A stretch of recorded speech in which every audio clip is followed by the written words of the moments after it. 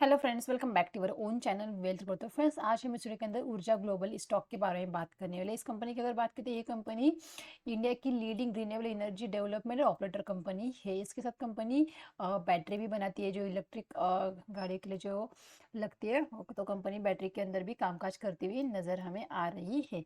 तो ये कंपनी की अगर बात करें, स्टॉक की बात करें, स्टॉक के अंदर हमें फिर से एक तेज़ी यहाँ पे देखने को मिल रही है। तो क्या होता है, जब भी किसी स्टॉक के अंदर हमें तेजी देखने को मिलती है ना, तो हम दौड़ के उस स्टॉक को बाय कर लेते हैं और वही फंस जाते हैं। तो हमें कभी भी तेजी को भाग के नहीं पकड़ना है। एक सही प्राइस पे हमें स्टॉक को बाय करना आना चाहिए और हमारे पास एसएल होना चाहिए। तो ये एक पेन स्टॉक हम इसे कह सकते हैं। स्टॉक की प्राइस 10 रुपीज़ के आसपास स्टॉक प्रेजेंटली ट्रेड करता हुआ नजर आ रहा है। तो इसलिए हम फंडामेंटल के ऊपर एक बार नजर डालेंगे, इसके साथ हम चार्ट के ऊपर भी चलेंगे कि चार्ट का पैटर्न किस तरह से चल रहा है, या आने वाले दिनों के अंदर ऊपर की तरफ कुछ पोटेंशियल हमें दिख रहा है क्या स्टॉक के अंदर ऊपर जाने के लिए। तो एक बार हम फंडामेंटल के ऊपर नजर डाल लेते हैं कि स्टॉक अगर धीरे, जैसे कि मैंने कहा कि 12 रुपीज़ के आसपास स्टॉक प्रेजेंटली ट्रेड करता हुआ नजर आ रहा है। लास्ट सेक्शन के अंदर हमें 1% की तेजी हमें स्टॉक के अंदर देखने को मिल रही है। अगर स्टॉक की बात करते, स्टॉक की अगर 1 ईयर की बात करते, तो 1 ईयर के अंदर 14% के स्टॉक ने अच्छे खासे रिटर्न्स यहाँ पे दिखाए हैं। जैसे कि हमने कहा कि ये stock renewable energy equipment service provide करता है।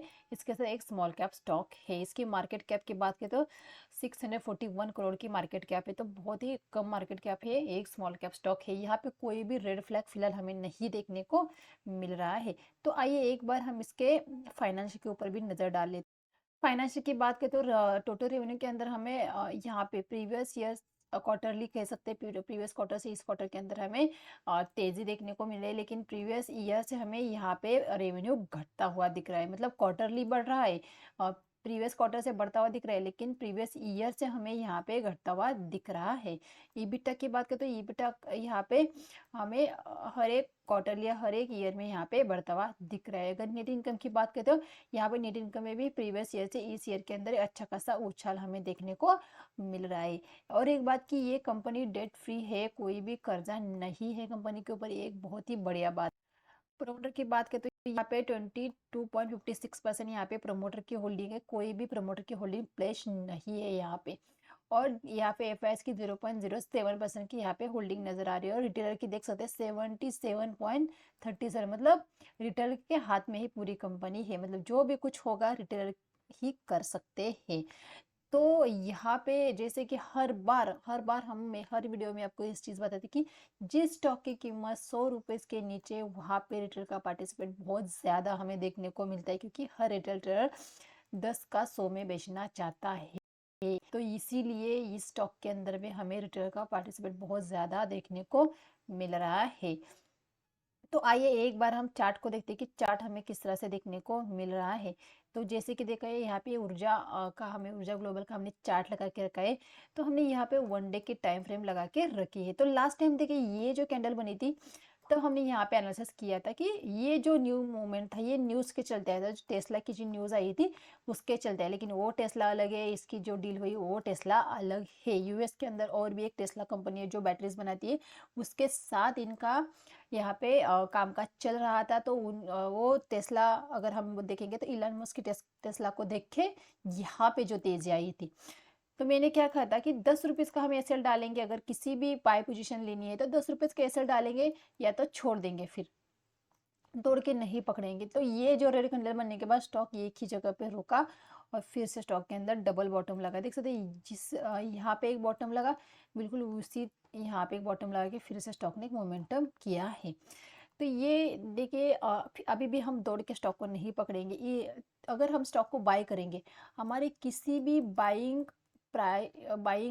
यहाँ पे होगी, तो उस बाइंग का हमारे पास एक एसएल होगा। वो एसएल हमारा ये जो स्विंग बना है ना 9 रुपीज़, ये हमारे किसी भी बाइंग पोजीशन का एसएल रहेगा।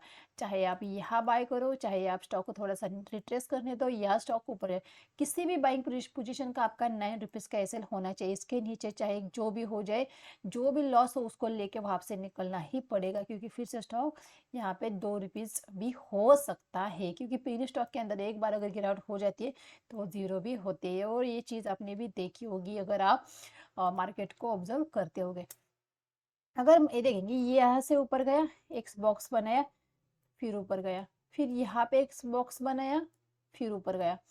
तो ये जो पैटर्न चल रहा है, ये बॉक्स बना के ऊपर जा रहा है, बॉक्स बना के, तो ये अगर ऊपर गया तो फिर से ये यहाँ पे बॉक्स बनाएगा। तो यहाँ पे जब बॉक्स बनेगा, और अगर स्टॉक हमें 11 या 10 रुपीज़ के आसपास अगर मिल जाता है, 11 रुपीज़ या 10 रुपीज़ के आसपास मिल जाता है, तो हमारा एसएल यहाँ पे बहुत छोटा होएगा, कि हमारा 1 या 2 रुपीज़ का हमारा एसएल लगेगा, कि इसके मुकाबले हमारे 1:, यहाँ पे 10 के भी या 20 के भी टारगेट देखने को मिल सकते हैं।